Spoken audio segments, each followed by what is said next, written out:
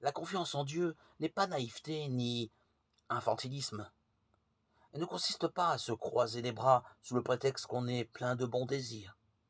Elle n'évacue pas la solidarité inévitable avec un système économique, social, politique, quel qu'il soit. Ce n'est pas en faisant mourir une personne, une institution que l'on sert le royaume.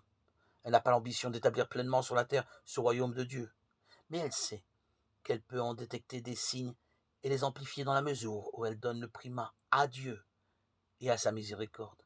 Les décisions d'un chrétien que cette confiance habite sont prises en fonction de Dieu. Pourquoi son avenir ne serait-il pas lié à la même tendresse de Dieu? Votre Père céleste les nourrit. Matthieu 6, 26. Dit Jésus à propos des oiseaux. C'est une image certes, et les oiseaux se dépensent beaucoup pour subvenir à leurs besoins. Mais Dieu les regarde d'une certaine manière, qui n'est pas celle du maître avec l'esclave. Jésus s'explique. Quel est celui d'entre vous auquel son fils demanderait un pain et qui lui remettrait une pierre? Matthieu 7, 9. La confiance, nous l'avons assez dit dans toutes ces audios, n'est pas une évasion de nos responsabilités. La confiance est la reconnaissance d'un Dieu, Père, d'un Dieu présent, d'un Dieu plus inquiet de nous que nous ne le sommes de nous-mêmes.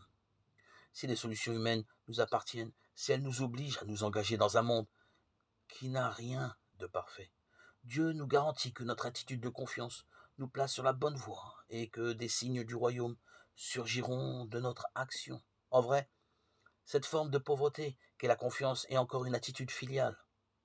Si j'ai décidé de cheminer sur la route du royaume, c'est à moi de marcher, bien sûr, et personne ne peut le faire à ma place.